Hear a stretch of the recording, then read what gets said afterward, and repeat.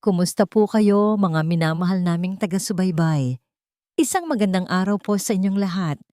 Handa na ba ang inyong mga puso para sa isang kwentong susubok sa inyong pananaw tungkol sa pag-ibig, pamilya, at ang tunay na halaga ng bawat isa sa atin? May mga pagkakataong ang pagmamahal ay hindi nangangailangan ng dugo at apelyido. Kung minsan, ito ay natatagpuan sa mga hindi inaasahang lugar, sa mga taong hindi mo kadugo, at sa gitna ng kadiliman. Ngayong araw, sabay-sabay nating bubuksan ang isang kwentong puno ng lihim, kataksilan, at ang paghahanap sa tunay na pamilya. Humakbang si Ligaya del Rosario papalabas ng bus, bitbit ang kanyang lumang maleta, at isang puso na puno ng pag-asa. Tumama sa kanyang balat ang mainit na hangin ng lungsod ng Pag-asa, kakaiba sa simoy ng probinsya na kanyang kinalakhan. Tumingala siya sa malaking arko na nagsasabing maligayang pagdating sa lungsod ng Pag-asa, ngunit sa loob-loob niya, nangingibabaw pa rin ang kaba. Isang bagong simula, isang bagong mundo. Sana nga ay matagpuan niya ang tunay na pag-asa sa lugar na ito. Pagkatapos ng ilang minuto sa jeepney at tricycle, narating niya ang nakamamanghang tarangkahan ng Hacienda Alon. Napanganga siya. Higit pa ito sa kanyang inaasahan. Ang matataas na pader na kinapitan ng mga gumagapang na baging ay nagbibigay ng pahiwatig ng isang palasyo. Hindi lang simpleng mansyon. Ang malaking gate na gawa sa ukit na bakal ay dahan-dahang bumukas at isang mahabang daan na tinagiliran ng mga matataas na puno ang naghatid sa kanya patungo sa pangunahing bahay. Nang makita niya ang mismong mansyon, huminto ang kanyang paghinga. Malakastilyo ang datingan, napapalibutan ng malawak na hardin na punong-puno ng makukulay na bulaklak. Ngunit sa likod ng lahat ng karangyaan na yon, may kung anong lamig na bumalot sa kanya. Hindi ito ang mainit at nag-iimbita na aura ng isang tahanan, kundi ang maringal at tahimik na kaharian ng isang taong may kapangyarihan. May kung anong tinig sa kanyang isip ang nagsabing mag-ingat. Kinabukasan, doon niya nakilala si Liko. Isang maliit na bata na may malalaking, malungkot na mata. Nakaupo si Liko sa isang sulok ng malaking sala, nag-iisang naglalaro ng kanyang mga robot. Walang ingay, walang galaw, para bang takot gumawa ng kahit anong gulo. Agad na naawa si Ligaya. Nasanay siyang makita ang mga batang puno ng sigla at ligaya sa probinsya. Hindi siya nagdalawang isip. Lumapit siya at dahan-dahang lumuhod. "Hello, Liko." Mahina niyang bati. May ngiti sa labi. Bahagyang nagulat ang bata, ngunit dahan-dahang tumingala. Hindi sumasagot, pero ang mga mata nito ay puno ng pagtataka at pagkauhaw sa atensyon. Inabot ni Ligaya ang kamay niya. "Ako si Ligaya, ang bago mong ate na magbabantay sa'yo." Doon, sa loob ng katahimikan ng mansyon na tila walang buhay, isang mumunting ngiti ang lumabas sa labi ni Liko. Naramdaman ni Ligaya ang agad na koneksyon, isang mainit na bugso ng damdamin na nagsasabing, "Ang batang ito, kailangan ako."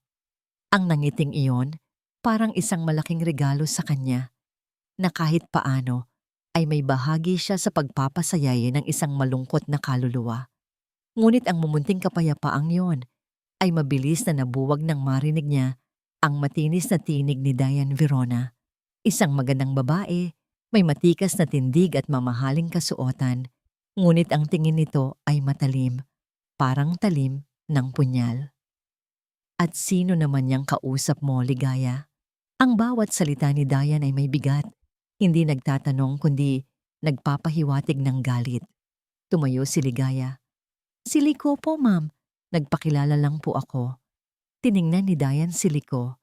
Pagkatapos ay bumalik ang tingin kay Ligaya na para bang isa siyang alikabok sa sahig. "Tandaan mo, Ligaya, ang trabaho mo ay alagaan siya, hindi makipagkaibigan. Walang mangyayari sa rito kung didibdibin mo ang lahat. Ang mga katulong dito, disposable. Kung ayaw mo, marami pang pumipila sa labas." Nagpatuloy si Diane sa paglalakad, iniiwan si Ligaya na tuliro at nasasaktan. Ang salitang disposable ay umalingaw-ngaw sa kanyang isip. Nakaramdam siya ng matinding galit, hindi para sa sarili niya, kundi para kay Liko. Paano nagagawang tratuhin ni Dayan ang sarili niyang anak ng ganoon? Nakita niya ang pagkabahala at pagkalungkot sa mukha ni Liko. Hinaplos ni Ligaya ang ulo ng bata. "Huwag kang mag-alala, Liko. Andito si ate." Naramdaman niya ang init ng maliit na kamay ni Liko na dahan-dahang humawak sa kanyang daliri. Hindi ito isang hamon para sa kanya, kundi isang pangako. Hindi niya iiwan si Liko. Sa paglipas ng mga araw, naging anino ni Ligaya si Liko. Sa kanya umasa ang bata sa bawat kwento, sa bawat laro, sa bawat yakap na hinding-hindi nito nararanasan mula sa sariling ina. Kitang-kita ni Ligaya kung gaano kalamig at kawalang pakialam si Dian kay Liko. Sa tuwing nakikita niya ang galit sa mga mata ni Dayan, tuwing magkasama sila ni Liko, may kung anong pagdududa ang gumagapang sa kanyang puso. Isang gabi, matapos patulugin si Liko, naghanda si Ligaya na matulog. Naglalakad siya sa hallway patungo sa kanyang kwarto nang marinig niya ang boses ni Dayan mula sa library. Mahina, nagtatago sa dilim, ngunit may sapat na lakas para marinig niya. May kausap ito sa telepono. "Kailangan nating ayusin ang lahat bago makabalik si Armand. Hindi ko na kailangan ang anumang hadlang sa plano ko." Bulong ni Dian. Ang bawat salita ay may dalang lamig. "Kasama ang disposable na yan. Ayusin mo ha. Walang dapat matira." Napahinto si Ligaya. Ang mga salitang dapat matira at disposable ay umalingaw-ngaw sa kanyang isip, kasabay ng malamig na tawa ni Dian. Naramdaman niya ang biglaang paglamig ng kanyang dugo. Sino o ano ang tinutukoy ni Dian at ano ang plano nitong ayusin? Ang kaba ay unti-unting pumalit sa pag-asa na kanyang dala pagdating. Nagsimula ng mangilabot ang kanyang balat. May masamang mangyayari. Nararamdaman niya. Kinabukasan, nanatili sa isipan ni Ligaya ang mga salitang narinig niya mula kay Dayan. Isang malaking tanong ang bumabagabag sa kanya. Sino ang disposable na tinutukoy ni Dayan? Ang kaba ay hindi nawala. Sa halip ay lumalim pa. Pilit siyang ngumiti kay Liko. Ayaw niyang mahalata ng bata ang kanyang pag-aalala. "Ate Ligaya, kwento ka ulit." Pakiusap ni Liko. Hinihila ang laylayan ng kanyang uniforme habang nasa garden sila. Umupo si Ligaya sa isang bench at kinuha sa bag ang isang aklat ng kwentong pambata. Ngiti niya ang nagbigay liwanag sa mukha ni Liko. Nagsimula siyang magkwento tungkol sa isang munting prinsipe na matapang at mabait, na naglakbay upang hanapin ang nawawalang araw. Habang nagkukwento, nakita ni Ligaya ang mga mata ni Liko na puno ng pagkamangha. Unti-unting lumiliwanag ang kanyang munting mundo. Sa mga sandaling iyon, nararamdaman niya ang tunay na kaligayahan, ang makapagbigay ng saya sa isang inosenteng kaluluwa. Ang pagmamahal niya kay Liko ay lumalalim sa bawat araw. Isang pagmamahal na tila wala siyang nakita mula sa sariling ina ng bata. Isang hapon, habang nag-aayos si Ligaya ng mga libro sa study room, biglang sumulpot si Dian na para bang isang anino. Wala siyang marinig na yabag. "Ligaya, pakidala ang mga papel na ito sa opisina ko. Siguraduhin mong hindi ka magkakamali ng ayos." Utos nito, itinapon ang isang tumpok ng dokumento sa mesa. Mahirap, pero sinikap ni Ligaya na ayusin ang mga papeles ng maayos.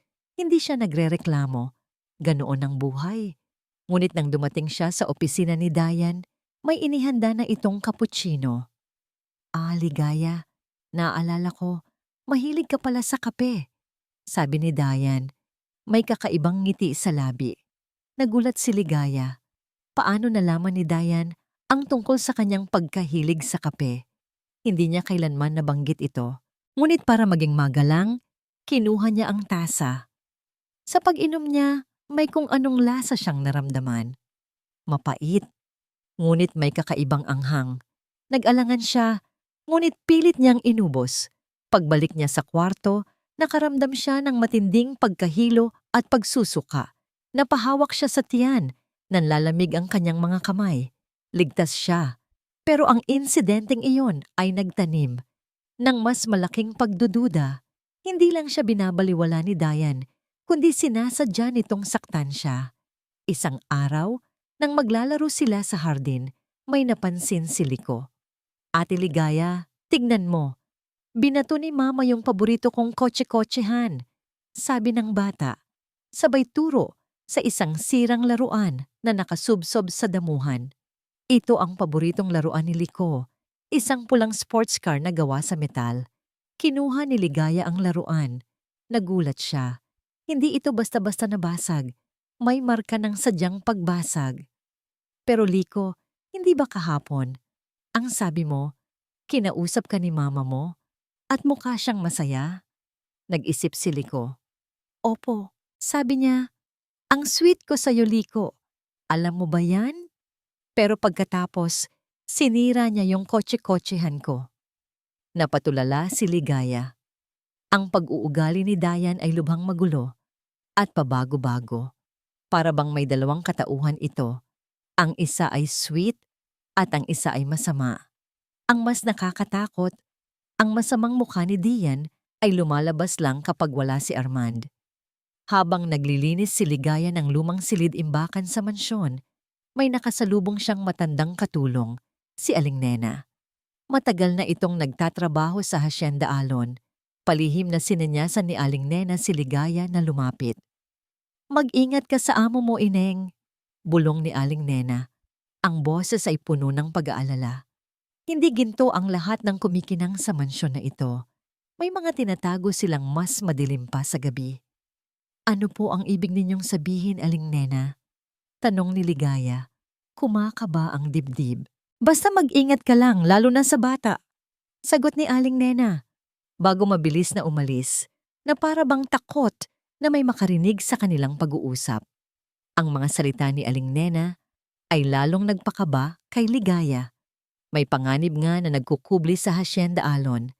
Nagpatuloy siya sa paglilinis nang biglang may nahulog mula sa isang lumang cabinet. Isang nakatiklop na litrato. Pinulot niya ito. Nanlaki ang kanyang mga mata. Sa litrato ay nakangiti si Armand, kasama si Liko na sanggol pa lamang at isang magandang babae na may parehong mata ni Liko. Ang babaeng iyon ay hindi si Dayan. Ito siguro ang tunay na ina ni Liko.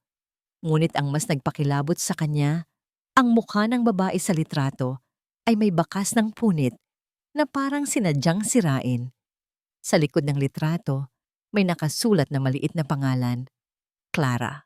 Kung hindi si Clara ang tunay na ina ni Liko, at kung ganito ang pagtrato ni Dayan kay Liko, ano ang tunay na papel ni Dayan sa buhay ng bata? At bakit niya sinira ang litratong ito? Ang kaba ay hindi na lang kaba, kundi matinding pagdududa at pag-aalala. Isang masalimuot na palaisipan ang bumabalot sa pamilya Alonzo, at sa gitna nito ay si Liko, isang inosenteng bata na nangangailangan ng proteksyon. May mas malalim na lihim ang itinago ng Hacienda Alon at tila unti-unti itong lumalabas sa dilim. Ang litrato ni Clara, ang tunay na ina ni Liko, at ang punit sa mukha nito ay nanatiling nakatatak sa isipan ni Ligaya. Gabi-gabi, bago matulog, tinitignan niya ang nakatagong larawan, lalong lumalalim ang kanyang pag-aalala. Ang pag-uugali ni Dayan, ang mga bulong ni Aling Nena, at ang matinding lungkot sa mga mata ni Liko, lahat ay nagpapatunay na may malalim na misteryo at panganib sa loob ng Hacienda Alon. Alam niyang kailangan niyang maging mas maingat, hindi lang para sa sarili niya, kundi para kay Liko. Isang araw, biglang dumating si Armand Alonzo. Nabalitaan ni Ligaya na madalang itong umuwi dahil sa sobrang pagiging abala sa kanyang mga negosyo. Naramdaman ni Ligaya ang pag-asa. Sa wakas, narito ang ama ni Liko, ang tanging pag-asa niya upang mailigtas ang bata mula sa malamig na pagtrato ni Dayan. Ngunit mabilis na naglaho ang pag-asa niya. Dumating si Armand na may kasamang 2 personal assistant, abala sa mga tawag sa telepono. Malamig ang kanyang aura, puno ng awtoridad, ngunit may malaking bakanteng espasyo sa kanyang mga mata. Ni hindi niya napansin si Ligaya na nakatayo sa may pintuan at sa halip ay diretso siyang umakyat sa kanyang opisina. Maya-maya, bumaba si Armand. Ngumiti si Diane, isang ngiting hindi nakikita ni Ligaya kapag wala ang kanyang asawa. Darling, bakit ang bilis mo yata? Akala ko ay sa susunod na linggo pa ang uwi mo. Malamig na sabi ni Diane, sabay kapit sa braso ni Armand. May kailangan lang akong ayusin sa kumpanya, sagot ni Armand. Ang boses ay kalmado, ngunit parang walang emosyon. Tinapik niya ang kamay ni Diane at lumingon kay Liko, na tahimik na nakaupo sa sofa. Kumusta ka, Liko? Okay lang po, Papa. Mahina at malungkot na sagot ni Liko.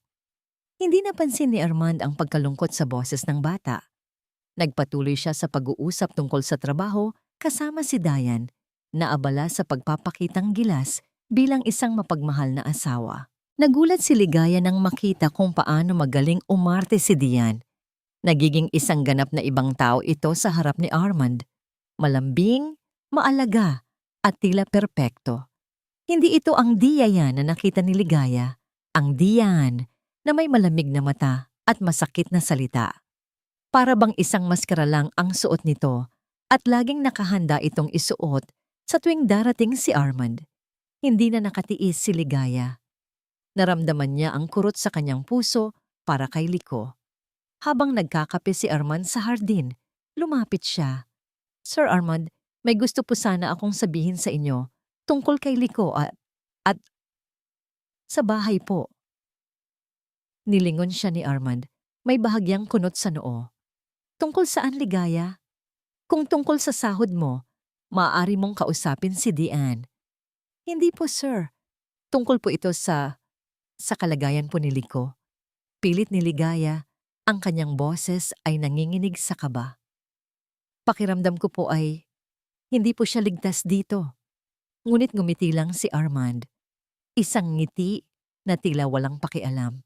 Ligaya, nauunawaan ko ang pag-aalala mo. Ngunit huwag kang mag-alala. Alam kong maayos si Liko. Marahil ay masyado ka lang sensitibo. Si Diane ay isang mabuting ina at mapagmahal na asawa. Pakiramdam ni Ligaya ay binuhusan siya ng malamig na tubig. Hindi siya pinaniwalaan ni Armand. Ang kanyang pag-asa ay biglang nawasak. Ang lalaking ito, ang ama ni Liko, ay bulag sa katotohanan. Mas pinaniniwalaan niya ang pekeng imahe ni Diane kaysa sa totoong nararamdaman ng sarili niyang anak at ng isang taong may tapat na hangarin. Huminga si Ligaya ng malalim. Pero Sir Armand, may mga bagay po kasi na hindi ninyo nakikita. Sapat na, Ligaya, putol ni Armand. Ang kanyang boses ay naging matalim. Huwag mong problemahin ang mga bagay na hindi mo dapat pinoproblema. Ang trabaho mo ay alagaan si Liko, hindi ang pakialaman ang pamamalakad ko sa bahay ko at sa pamilya ko. Niyuko ni Ligaya ang kanyang ulo. Walang pag-asa. Hindi siya kailanman paniniwalaan ng lalaking ito. Pakiramdam niya ay mag-isa siya sa laban na ito. Bumalik si Armand sa loob ng mansyon, muling abala sa kanyang telepono. Kinabukasan, maagang umalis si Armand. Muling nagpaalam siya kay Diane at kinamayan lang si Liko.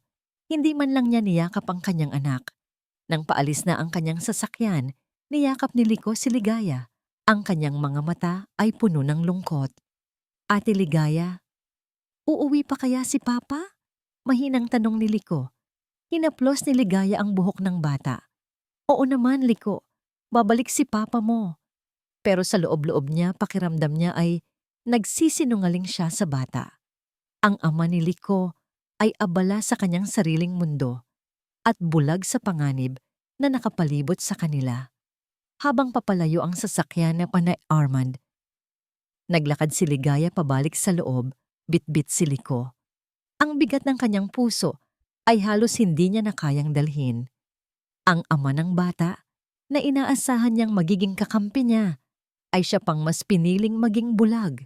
Ngunit nang dumaan sila sa may sala, naroon si Diane, nakatayo sa isang sulok, nakatanaw sa labas ng bintana. Ang kanyang likod ay nakaharap kay Ligaya, ngunit naramdaman ni Ligaya ang presensya nito.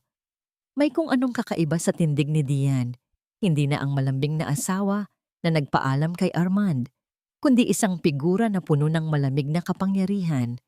Dahan-dahang humarap si Diane. Ang kanyang mga mata ay walang emosyon, puno ng lamig na tila yelo. Naglakad siya papalapit kay Ligaya at Liko. Ang bawat hakbang ay may dalang pahiwatig ng panganib. Kumapit si Liko sa damit ni Ligaya.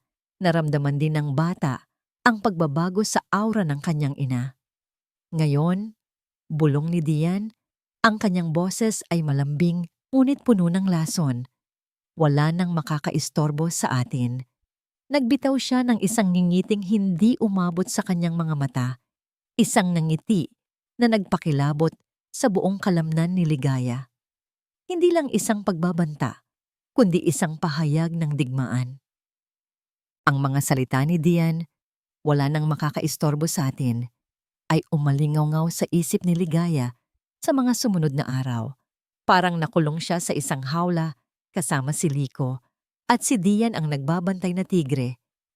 Ang Hacienda Alon na dati simbolo ng karangyaan, ngayon ay naging isang madilim na bilangguan. Nagsimula nang lumabas ang tunay na kulay ni Diane. Isang umaga, inutusan ni Diane si Ligaya na linisin ang lumang atik. Gusto ko walang bahid ng alikabok, Ligaya. Malinis na naiintindihan mo? Utos nito na may nakakakilabot na ngiti. Ang atik ay madilim, mainit at puno ng mga lumang gamit na halos gumuho na. Habang nagpupumilit si Ligaya na abutin ang pinakamataas na estante, biglang narinig niya ang malakas na kalabog. Ang lumang hagdanan na inakyat niya ay gumalaw at naramdaman niya ang matinding pagyugyog nito. Nagsimulang gumuho ang hagdanan. Sa takot, napakapit siya sa isang malaking kahon. Muntik na siyang mahulog. Sa ibaba, nakita niya si Liko na sumisigaw sa takot. Ate Ligaya! Ate Ligaya! Dahil sa sigaw ni Liko, nagkaroon si Ligaya ng lakas na kumapit ng mahigpit sa estante. Ang kamay niya ay halos manakit sa kapit, ngunit nanatili siya. Nang makababa siya, nanghihina ang kanyang mga tuhod.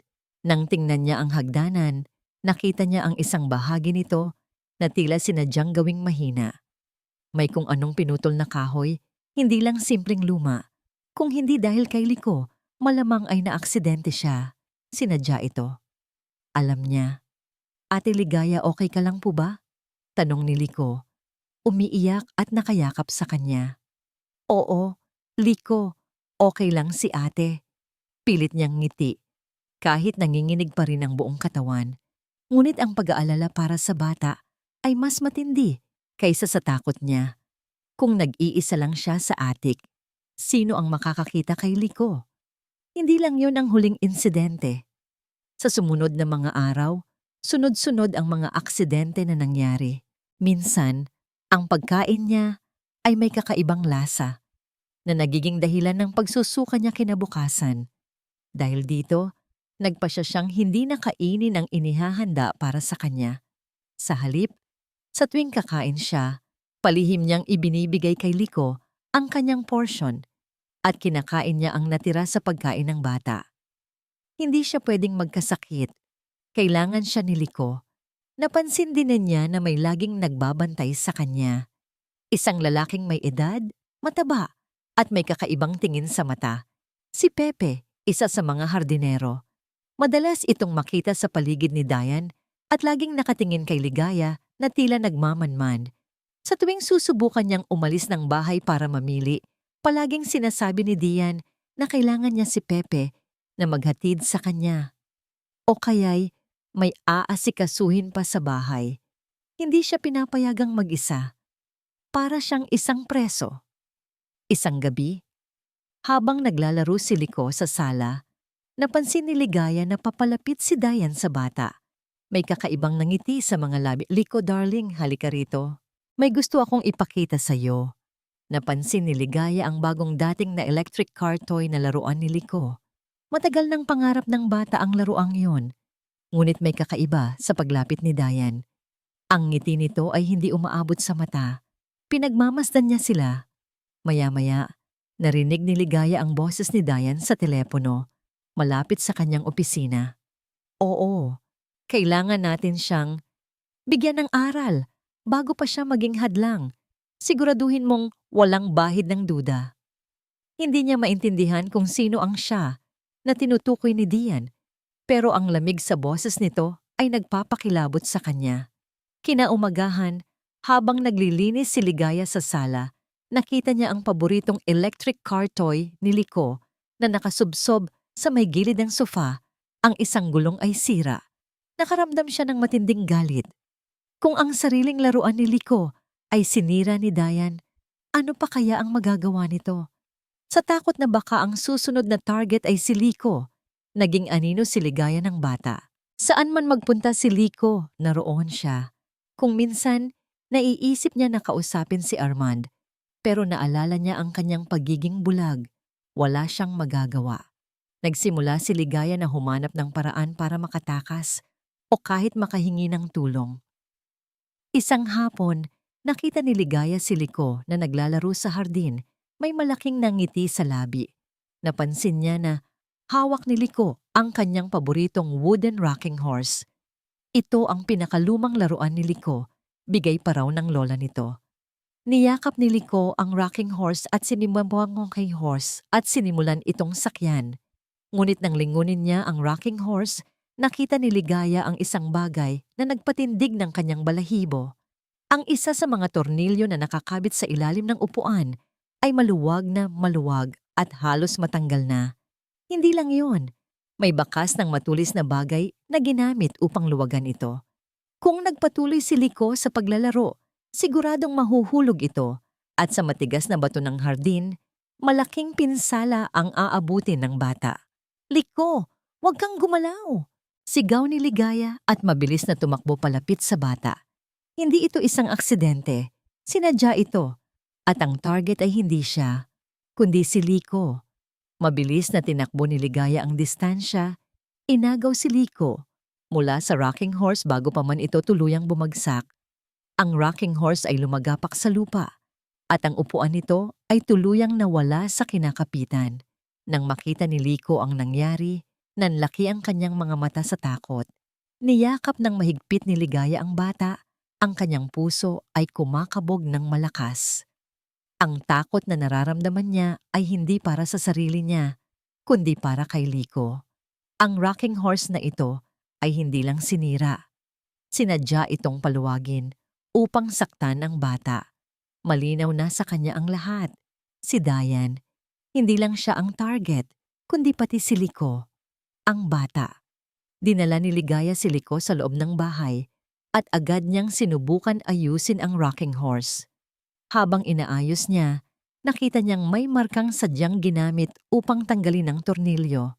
Nagpatindi pa ito sa kanyang pangamba. Alam niya ngayon, hindi na siya nagdududa. Walang ibang may gustong manakit kay Liko kundi si Dian. Kinabukasan habang nag-aalmusal sila, narinig ni Ligaya si Dian na tumatawag sa telepono sa hardin. Ang boses nito ay pabulong, ngunit sapat na lakas para marinig niya. Oo. Kailangan na nating tapusin. Wala nang atrasan. Kailangang matanggal siya bago pa siya maging hadlang. Ang charming prince ay hindi na kailangan.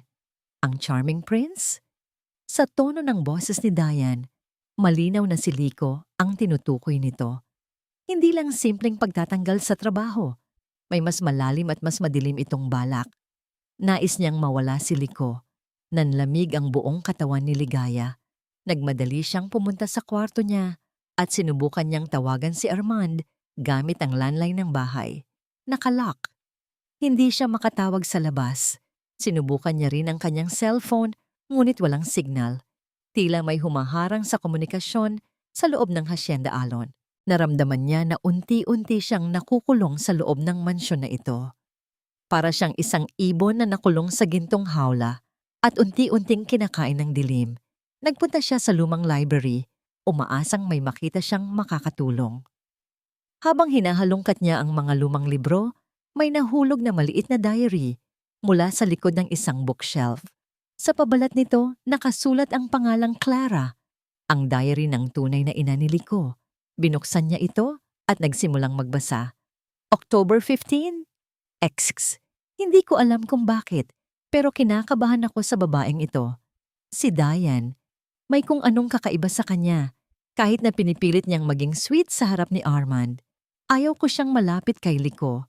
May nararamdaman akong hindi maganda. November 2. Sinabi ko kay Armand ang aking nararamdaman, ngunit tila hindi niya ako pinaniniwalaan.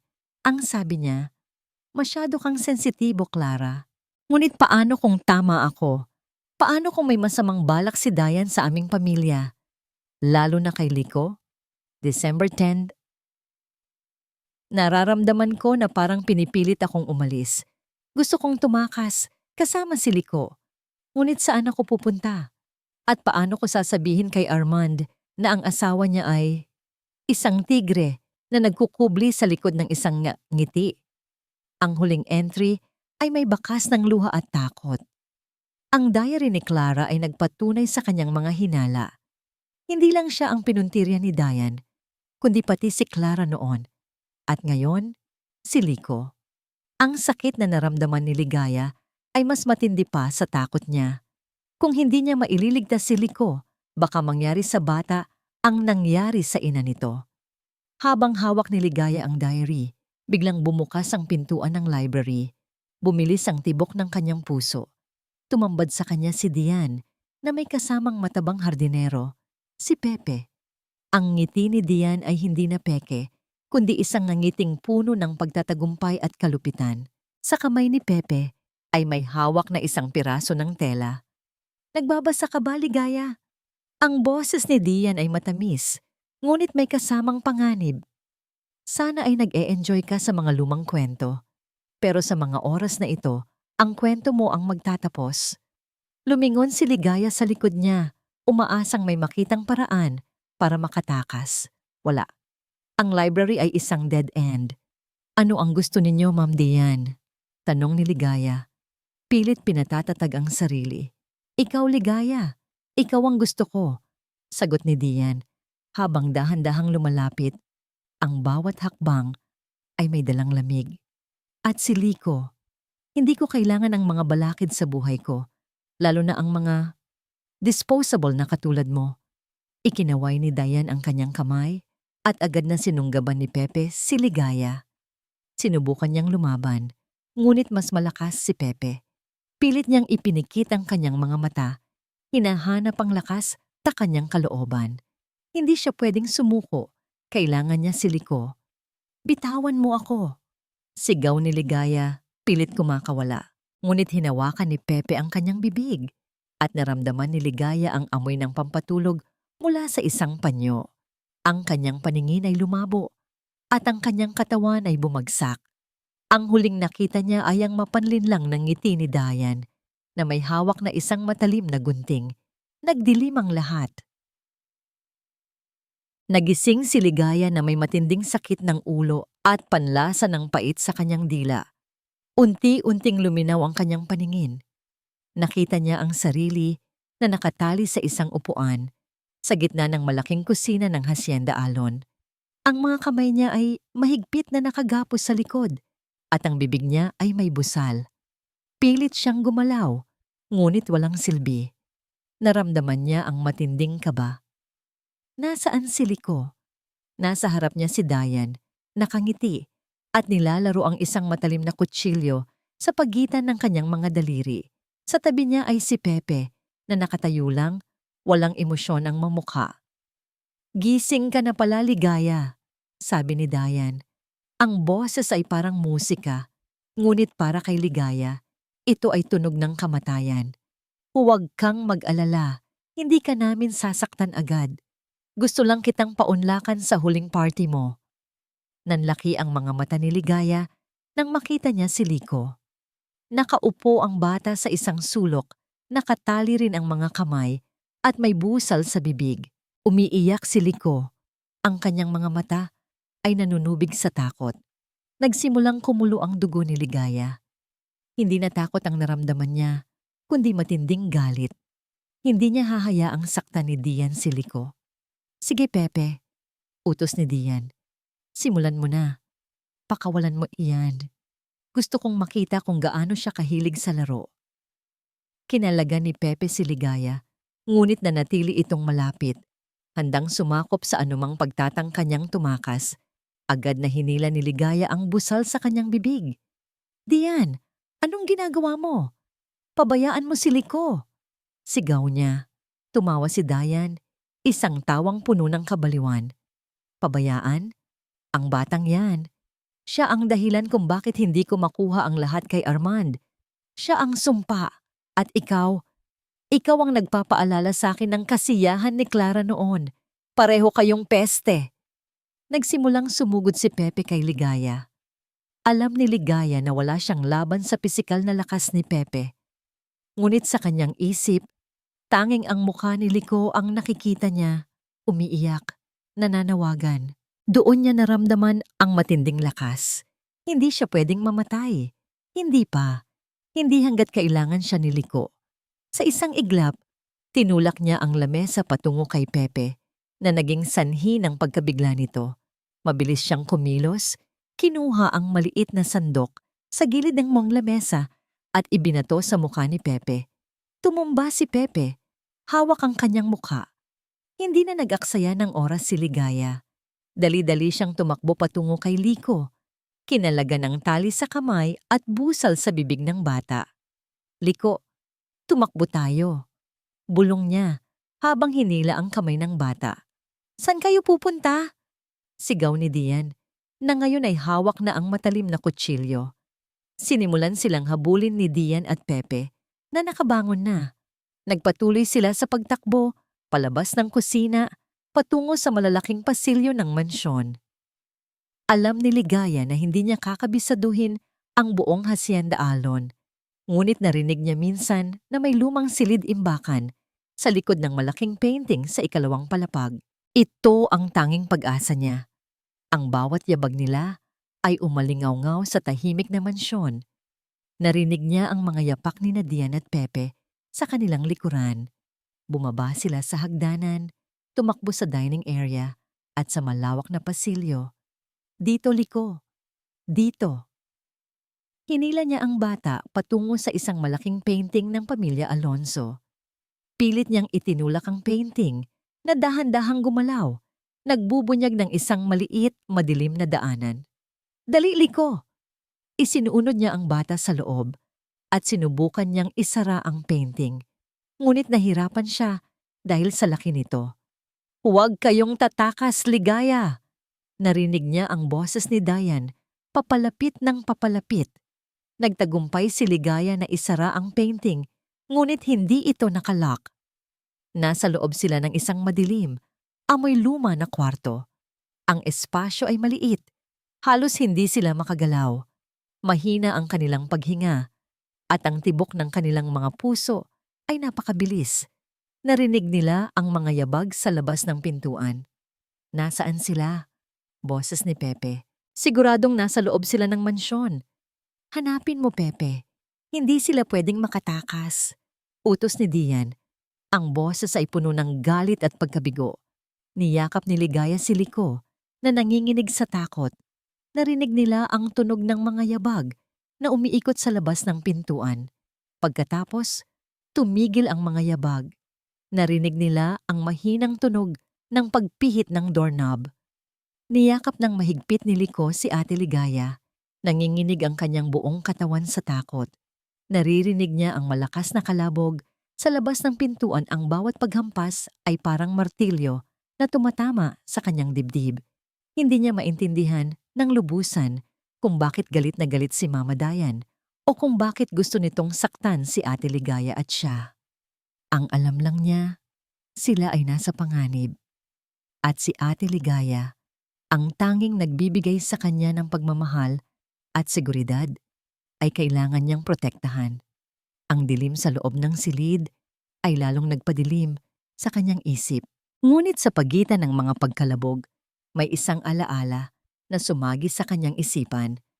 Ang mukha ni Papa Armand na nakikita niya sa screen ng telepono tuwing tumatawag ito. Liko anak, magpakabait ka ha? Paulit-ulit na sinasabi ng kanyang papa. Ngunit paano kung hindi na siya magiging mabait kung wala na si Ate Ligaya? Naramdaman niya ang pagpapakawala ni Ate Ligaya sa yakap. Sinubukan nitong pakinggan ang ingay sa labas. Si Liko, sa kanyang pag-aalala, ay napatingin sa paligid. Ang silid ay puno ng lumang gamit, puro alikabok at nakatago sa dilim. Ngunit sa isang sulok, sa ilalim ng isang silya, may nakita si Liko na kumikinang. Dahan-dahan siyang gumapang patungo doon, halos hindi humihinga. Isang lumang tablet. Ang tablet na ito ay minsan niyang ginagamit noon para maglaro bago ito kunin ni Mama Dayan. Nakita niya na walang signal, ngunit may ilaw pa rin ang screen.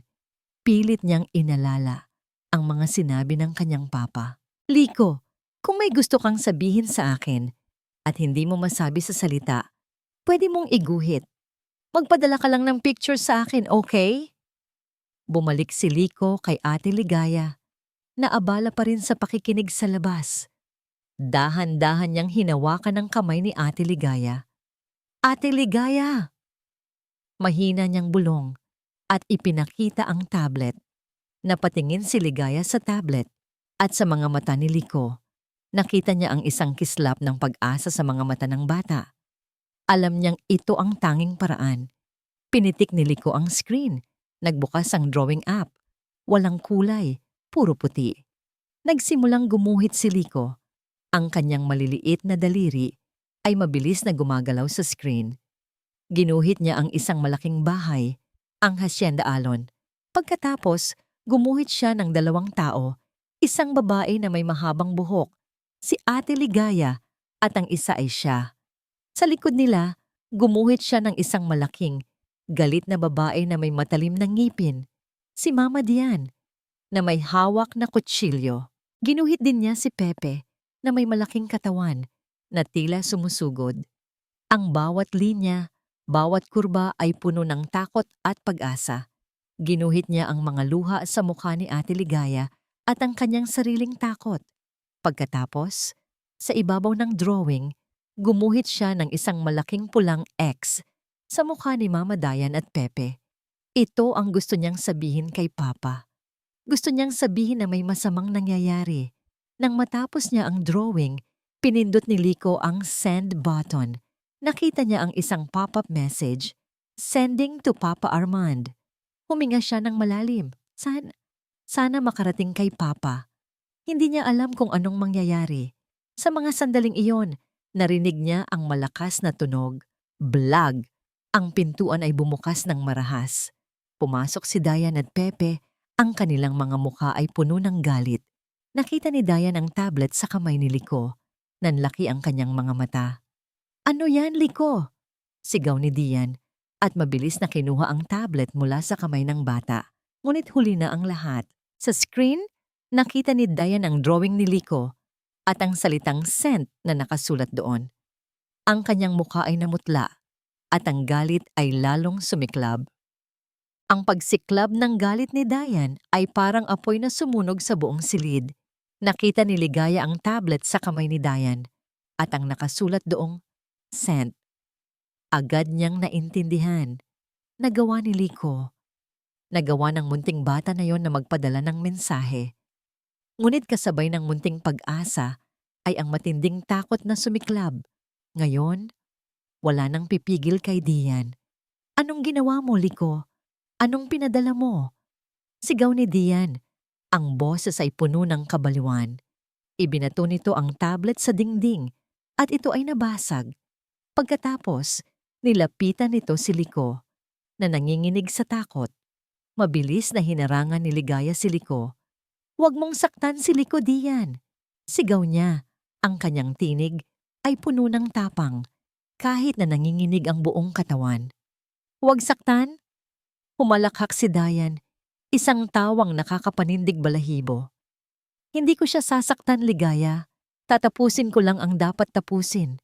Akala mo ba, Hindi ko nakita ang mga mata mong puno ng pagmamahal sa batang ito. Ang pagmamahal na yan, ang dahilan kung bakit nagtagal pa ang tangi ng bata na yan dito sa bahay ko. Ang pagmamahal na yan, ang nagpapaalala sa akin ng walang silbing Clara. Wala siyang kwenta. Ikaw rin. Huminga ng malalim si Dayan. Ang mga mata nito ay nanlilisik. Hindi ko naman talaga gustong magkaanak, Ligaya.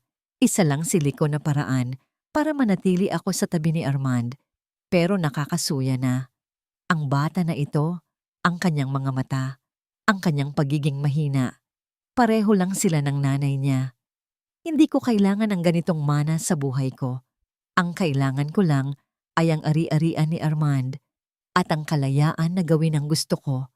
At para mangyari iyon, kailangan mawala ang lahat ng sagabal. Napaiyak si Ligaya. Ang mga salita ni Dian ay parang punyal na tumagos sa kanyang puso. Ito ang tunay na Dian. Isang demonyo na nagkukubli sa likod ng magandang mukha. Hinawakan ni Pepe si Ligaya at hinila siya palayo kay Liko. Pepe, ilabas mo sila! Utos ni Dian. Ihanda mo na ang aksidente. Ang ilog sa likod ng hardin ay napakalalim. Walang makakakita sa kanila doon. Isang aksidente dahil sa pagtakas ng bata at katulong. Wala nang problema at walang maniniwala sa katulad mo. Ligaya. Nagsimulang hilahin ni Pepe si Ligaya at Liko palabas ng silid. Pilit silang lumaban, ngunit mas malakas si Pepe. Habang naglalakad sila sa pasilyo, nakita ni Ligaya ang mga matang takot ni Liko. Naramdaman niya ang malamig na hangin na pumapasok sa kanyang katawan. Hindi ito ang katapusan. Hindi pa. Dinala sila ni Pepe sa likod ng hardin, malapit sa isang maliit na ilog na dumadaan sa gilid ng Hacienda Alon. Ang ilog ay malalim at ang agos nito ay malakas.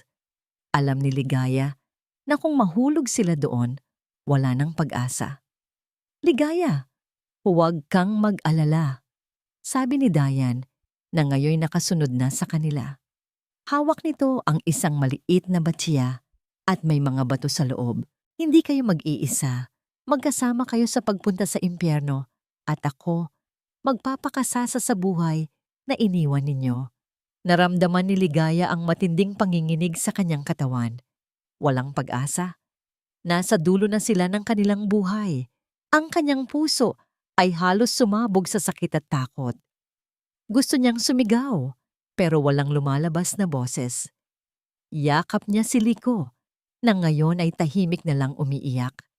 Sige Pepe, tapusin mo na, utos ni Dian. Hinila ni Pepe si Ligaya at Liko patungo sa ilog. Lumaban si Ligaya ng buong lakas, ngunit walang silbi. Naramdaman niya ang malamig na tubig sa kanyang mga paa at ang malakas na agos ng ilog. Inihanda ni Pepe ang mga batong may tali upang itali sa kanilang mga paa. Alam niya ang ibig sabihin nito. Pumikit si Ligaya at naramdaman niya ang pagtulak ni Pepe. Bumagsak siya sa malamig na tubig kasama si Liko. Ang kanyang huling nakita ay ang nakangiting mukha ni Dayan at ang nag-aapoy na galit sa kanyang puso. Ang Hacienda Alon na dating nagbigay ng pag-asa, ngayon ay nagiging hantungan ng kanyang buhay. Hindi niya alam kung saan siya kukuha ng lakas, ngunit may isa siyang naisip. Hindi niya pwedeng bitawan si Liko. Libo-libong milya ang layo sa isang marangyang conference room sa Maynila. Abala si Armand Alonzo sa isang mahalagang pulong. Hawak niya ang kanyang telepono na tumatanggap ng mga email sa bawat minuto. Isa sa mga notification ay mula kay Liko. Isang drawing, marahil ay isa na namang guhit-guhit ng kanyang anak. Ngumiti siya ng bahagya, ngunit agad ding bumalik sa seryosong usapan. Sa ngayon, ang negosyo ang mas mahalaga.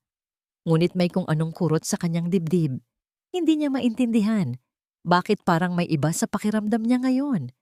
Sinubukan niyang kalimutan ang pakiramdam na yon, ngunit hindi mawala. Sa wakas, nang matapos ang pulong, tiningnan niya ang kanyang telepono. Binuksan niya ang email ni Liko. Nanlaki ang kanyang mga mata.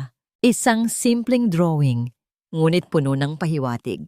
Isang bahay na may dalawang maliit na tao, si Ligaya at Liko, na sinisikap tumakas, at sa likod nila, dalawang malalaking figura, si Dian at Pepe, na may matalim na bagay.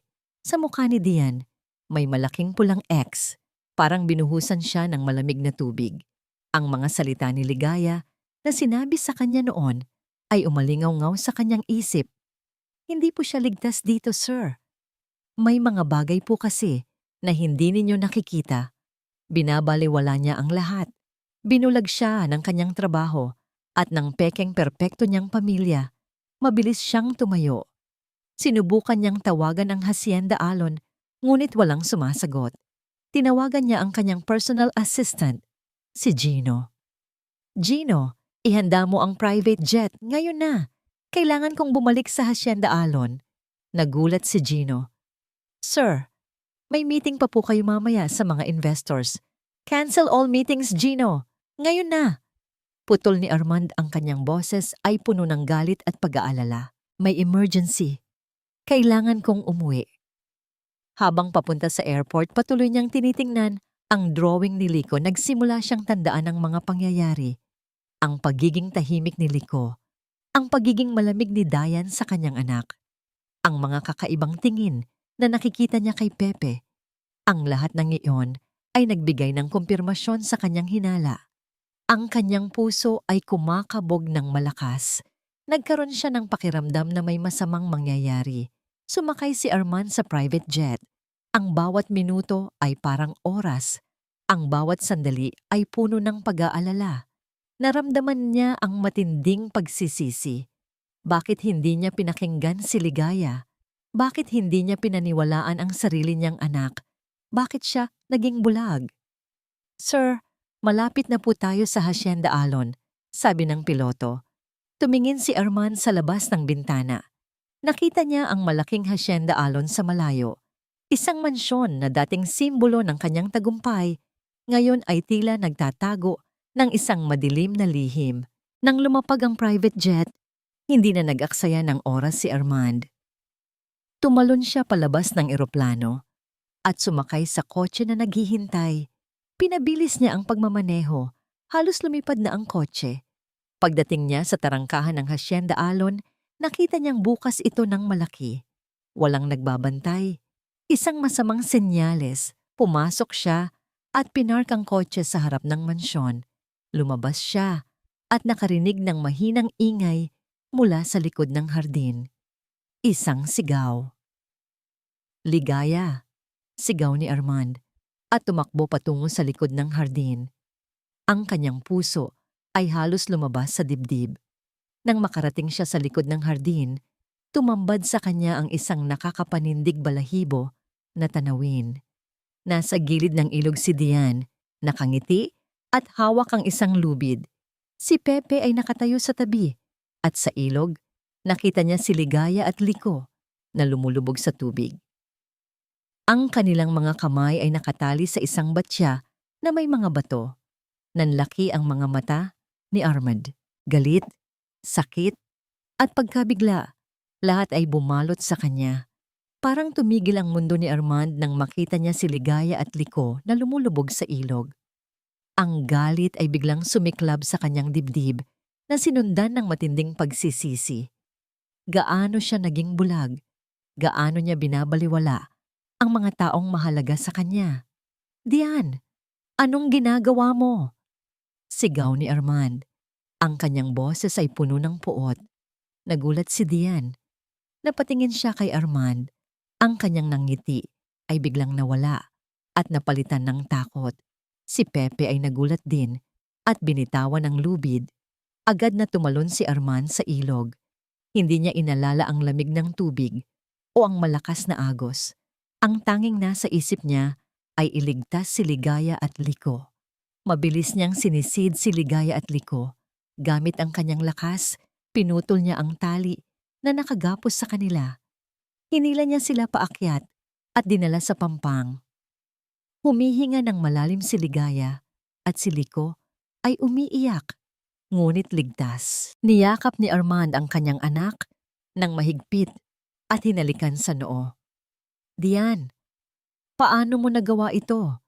Sigaw ni Armand. Ang kanyang mga mata ay nanlilisik sa galit. Paano mo nagawang saktan ang sarili mong anak? Tumawa si Dayan, isang tawang puno ng kabaliwan. Sarili kong anak? Hindi ko siya anak, Armand. At kailanman ay hindi ko siya itinuring na anak. Ang kanyang mukha ay puno ng matinding galit. Isa lang siyang sagabal. Isa lang siyang palatandaan ng iyong nakaraang buhay. At si Ligaya, isang hamak na katulong na nagkukunwari na mapagmahal. Pareho silang basura sa buhay ko. Lumingon si Ligaya kay Dayan. Ang kanyang mga mata ay puno ng galit at sakit. Bakit mo ginagawa ito, Dayan? Bakit mo kami sinasaktan? Bakit? Tumawa ulit si Dayan. Dahil sa pera, dahil sa kayamanan, dahil sa posisyon, hindi ko kayo kailangan. Ang kailangan ko lang ay ang ari-arian mo, Armand. Ang Hacienda Alon. Ang lahat ng ito ay akin. Nagkakamali ka, Dayan, sabi ni Armand. Ang kanyang boses ay kalmado na, ngunit puno ng matinding galit. Walang kahit ano rito ang magiging sayo, dahil simula ngayon, wala ka ng kinalaman sa pamilyang ito. Sumugod si Dayan, may hawak na maliit na kutsilyo, ngunit mabilis na hinarangan ni Ligaya si Armand at inilayo siya. Sinubukan niyang ipagtanggol ang sarili, ngunit naramdaman niya ang matalim na hiwa sa kanyang braso. Ligaya! Sigaw ni Armand, at mabilis na sinunggaban si Dian. Kinuha niya ang kutsilyo at itinapon palayo. Hinawakan niya si Dian sa braso. Pepe? Anong ginawa mo? Sigaw ni Armand kay Pepe. Natakot si Pepe. Sir, inutusan lang po ako ni Ma'am Dian. Wala po akong ginawang masama. Inutusan ka? Tumawa si Armand. Ang tawa niya ay walang katuwaan. Alam ko ang lahat, Pepe. Ang pagkasira ng rocking horse ni Liko, ang lason sa kape ni Ligaya, ang lahat ng masamang nangyari dito. Alam ko ang lahat. Doon, nagsimulang umiyak si Liko. Papa, sinabi niya, hindi niya ako anak. Gusto niya akong patayin. Niyakap ni Armand ang kanyang anak ng mahigpit. Ang mga salita ni Liko ay nagpatunay sa lahat ng hinala niya. Dumating ang mga pulis na tinawagan ni Armand habang nasa eroplano. Agad nilang inaresto si Dian at Pepe. Nagpumigla si Dian, sumisigaw ng kung ano-ano, ngunit walang silbi. Nagsimulang magsalita si Aling Nena at ang iba pang mga katulong na nagpatunay sa lahat ng kasalanan ni Dian. Hindi ko kayo kailangan. Hindi ko kayo kailangan. Sigaw ni Dian habang kinaladkad siya ng mga pulis. Ang kanyang mukha ay puno ng galit at kabaliwan. Magsisisi kayo! Magsisisi kayo! Ngunit hindi na siya pinansin ni Armand. Niyakap niya si Ligaya at Liko ng mahigpit. Ang kanyang mga mata ay puno ng luha. Nagsisisi siya. Nagsisisi siya sa kanyang pagiging bulag. Nagsisisi siya sa hindi niya pagprotekta sa mga taong mahalaga sa kanya. Ligaya, Liko, patawarin ninyo ako. Bulong ni Armand. Ang kanyang boses ay nanginginig. Patawarin ninyo ako sa lahat ng aking kasalanan. Patawarin ninyo ako sa hindi ko pagprotekta sa inyo. Ang ingay ng sirena ng pulis ay unti-unting lumayo, kasama ang mga sigaw ni Dayan. Bumagsak ang katawan ni Ligaya at naramdaman niya ang matinding sakit sa braso. Ang sugat ay hindi malalim, ngunit ang emosyonal na sakit ay mas matindi. Ngunit sa pagitan ng lahat ng iyon, naramdaman niya ang init ng yakap ni Armand at Liko. Sila ay ligtas. Iyon ang pinakamahalaga. Mabilis silang dinala ni Armand sa ospital. Sa emergency room, inasikaso agad ang sugat ni Ligaya. Si Liko naman ay in-examine din ng doktor upang masiguro na wala itong anumang pisikal na pinsala. Habang naghihintay, tahimik lang si Armand na nakaupo sa tabi ni Ligaya. Hawak ang kamay niya. Ang kanyang mukha ay puno ng lungkot at pagsisisi. Ligaya, patawarin mo ako, bulong ni Armand. Ang kanyang boses ay halos hindi marinig. Patawarin mo ako sa lahat ng aking kasalanan. Patawarin mo ako sa hindi ko pagprotekta sa iyo at kay Liko. Tumingin si Ligaya kay Armand. Nakita niya ang tunay na sakit sa mga mata nito. Hindi ito ang Armand na malamig at abala sa trabaho. Ito ay isang taong may tunay na pagsisisi. Hindi ninyo po kasalanan, Sir Armand. Mahina niyang sagot. Ang importante po ay ligtas kami. Umiling si Armand. Hindi, Ligaya. Kasalanan ko. Masyado akong naging bulag. Masyado akong naging abala sa aking negosyo, sa aking kayamanan. Hindi ko napansin na ang tunay na kayamanan ko ay nasa harap ko lang pala. Ang pamilya ko. Nagsimulang magkwento si Armand tungkol sa kanyang nakaraan. Tungkol kay Clara, ang tunay na ina ni Liko, na namatay pagkatapos isilang ang bata. Tungkol sa kanyang matinding lungkot at pagkalito na naging dahilan kung bakit siya nagpakasal kay Diane. Akala ko, matutulungan niya akong kalimutan ang sakit. Akala ko, magiging mabuting ina siya kay Liko. Masyado akong nabulag sa kanyang ganda at sa kanyang pekeng kabaitan. Hindi ko nakita ang tunay na kulay niya. Ang pagmamahal mo kay Liko. Iyon ang nagbukas ng aking mga mata, Ligaya. Ang pagmamahal na yon ang nagpakita sa akin ng aking mga pagkakamali. Napaiyak si Ligaya. Naramdaman niya ang sakit sa puso ni Armand. Hindi ito isang masamang tao, kundi isang taong nabulag ng lungkot at pagkalito. Nang lumabas si Liko mula sa examination room, agad itong tumakbo patungo kay Ligaya at Armand. Niyakap niya ang dalawa ng mahigpit. Ate Ligaya, Papa, okay na po ako. Ngumiti si Ligaya at hinaplos ang buhok ni Liko. Lumuhod si Armand sa harap ni Ligaya na ikinagulat niya. Ligaya, alam kong hindi pa ito ang tamang panahon at alam kong marami pa kaming dapat ayusin. Pero, pakakasalan kita. Maging bahagi ka ng pamilya namin. Maging ina ka ni Liko. Maging asawa ka. Mangako ako, Ligaya, na mula ngayon, ipagtatanggol ko kayo. Aalagaan ko kayo. Mamahalin ko kayo. Hindi na ako magiging bulag. Patawarin mo ako, Ligaya. Manatili ka sa amin. Hindi makapagsalita si Ligaya. Ang kanyang puso ay kumakabog ng malakas. Ang kanyang isip ay puno ng iba't ibang emosyon. Pagkabigla, pag-asa, at matinding pagmamahal. Tumingin siya kay Liko, na ngayon ay nakatingin din sa kanya, puno ng pag-asa. Humiga siya at niyakap si Liko. Ang kanyang kamay ay dahan-dahang humaplos sa buhok ni Armand. Nagbitaw siya ng isang ngiti, isang ngiting puno ng pag-asa at pangako. Lumipas ang ilang buwan. Ang Hacienda Alon, na dati isang marangyang kulungan, ay unti-unting nabago. Hindi na ito ang malamig at tahimik na mansyon na puno ng takot at lihim, kundi isang tahanan na puno ng tawanan, pagmamahal at pag-asa. Ang pinagmulan ng pagbabagong ito ay walang iba, kundi ang pagmamahal na dinala ni Ligaya. Si Diane Verona ay humarap sa batas at napatunayang nagkasala sa iba't ibang kaso, kabilang na ang pagtatangka sa buhay ni Ligaya at Liko. Ang kanyang mga balak, kasama ang pagtatangka niyang kontrolin ang kayamanan ni Armand, ay nalantad sa publiko. Ang dating mapagpanggap na ginang ay ngayon ay isang babaeng nakakulong, nagbabayad sa kanyang mga kasalanan. Si Pepe, ang kanyang kasabwat, ay nakulong din at hinarap ang nararapat na kaparusahan. Ang hustisya ay naghari sa Hacienda Alon. Sa mansyon, si Ligaya ay hindi na isang hamak na katulong. Siya na ang nagiging ilaw ng tahanan. Ang kanyang mga ideya ay pinakikinggan. Ang kanyang presensya ay nagbibigay ng kapayapaan. Ang mga dating takot na katulong ay ngayon ay nakangiti na kapag nakikita siya. Si Aling Nena, ang matandang katulong, ay laging sinasabi, Ligaya, ikaw ang tunay na nagdala ng sikat ng araw sa bahay na ito.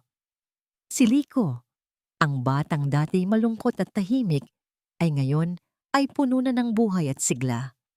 Ang kanyang tawanan ay umaalingaw-ngaw sa bawat sulok ng mansyon, sa bawat laro, sa bawat kwento. Kasama niya si Ligaya. Tinatawag na niya si Ligaya na Mama Ligaya. At ang bawat tawag na yon ay parang musika sa puso ni Ligaya. Si Arman Alonso ay isang ganap na nabagong tao. Hindi na siya ang workaholic na bulag sa katotohanan. Ngayon, ang kanyang prioridad ay ang kanyang pamilya. Sa tuwing umuuwi siya mula sa trabaho, ang unang hinahanap niya ay si Ligaya at Liko. Naglalaan siya ng oras para makipaglaro kay Liko, magbasa ng kwento, at kumain kasama sila sa hapagkainan. Ang mga matagal nang nakaligtaang sandali ay ngayon ay puno ng pagmamahal.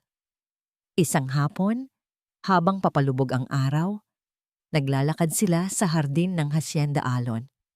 Magkahawak kamay si Armand at Ligaya at si Liko ay tumatakbo sa kanilang unahan, habol ang isang paru-paro. Ang mga ngiti sa kanilang mga labi ay totoo, puno ng kaligayahan. Mama Ligaya, tingnan mo, ang ganda ng paru-paro. Sigaw ni Liko habang tinuturo ang paru-paro. Ngumiti si Ligaya. Oo, Liko, napakaganda. Tumingin si Arman kay Ligaya. Ang kanyang mga mata ay puno ng pagmamahal at pasasalamat. Salamat, Ligaya. Bulong niya. Salamat sa pagbibigay mo ng bagong buhay sa amin. Salamat sa pagiging ilaw sa dilim. Hinawakan ni Ligaya ang kamay ni Armand ng mahigpit. Salamat din po, Armand. Salamat sa pagbibigay ninyo sa akin ng pamilya. At sa pagmamahal, niyakap ni Armand si Ligaya at hinalikan sa noo. Si Liko naman ay tumakbo pabalik sa kanila at niyakap ang kanyang Mama Ligaya at Papa Armand. Ang tatlong figura ay nagyakapan sa gitna ng hardin, sa ilalim ng papalubog na araw. Ang Hacienda Alon, ang dating simbolo ng kasakiman at kalungkutan, ay ngayon ay simbolo ng pag-asa, pagmamahal, at ng isang pamilya na nabuo sa kabila ng lahat ng pagsubok. Ang tunay na kayamanan ay hindi nasusukat sa salapi, kundi sa pagmamahal at pagkakaisa ng isang pamilya. Ito ang katapusan ng isang madilim na kabanata at simula ng isang bagong kabanata na puno ng liwanag. At dito nagtatapos ang kwento ni Ligaya, Liko at Armand. Sa aming minamahal na mga tagapakinig, taos-puso po kaming nagpapasalamat sa inyong walang sawang pagsubaybay sa bawat sandali, sa bawat kabanata ng kwentong ito. Ang paglikha po ng Hacienda Alon, Vedep Jiao Chengan Vetseo, ay isang paglalakbay din para sa aming mga manunulat. Naramdaman namin ang bawat kaba, bawat sakit, at bawat ligaya ni Ligaya at Liko. At sa bawat salita ay ipinipilit naming ihatid ang katotohanan na ang pagmamahal ay may lakas na higit pa sa anumang balakid. Ang paglaban para sa pag-ibig at katotohanan ang nagbigay buhay sa bawat pahina, sa bawat eksena, at umaasa kaming naramdaman ninyo iyon. Naway, naihatid namin sa inyo ang kahalagahan ng tunay na pagmamahal na walang pinipiling kadugo, ang lakas ng pagpapatawad, at ang liwanag ng pag-asa kahit sa pinakamadilim na panahon. Ang kwentong ito ay paalala na ang bawat isa sa atin ay may kakayahang maging ilaw, lalo na para sa mga nangangailangan, at na ang pamilya ay hindi lang apelyido, kundi ang puso na nagmamahalan at nagkakaisa. Lubos po naming ikagagalak kung ibabahagi ninyo ang inyong mga saloobin at naramdaman sa comment section sa ibaba. Ang inyong mga komento ay napakahalaga sa amin at inspirasyon sa aming patuloy na paglikha ng mga kwento. Ano po ang pinakapaborito ninyong sandali? Sino ang mas nagpatibok ng inyong puso? Maraming salamat muli sa inyong lahat at hanggang sa susunod na kwento ng pag-ibig at pag-asa.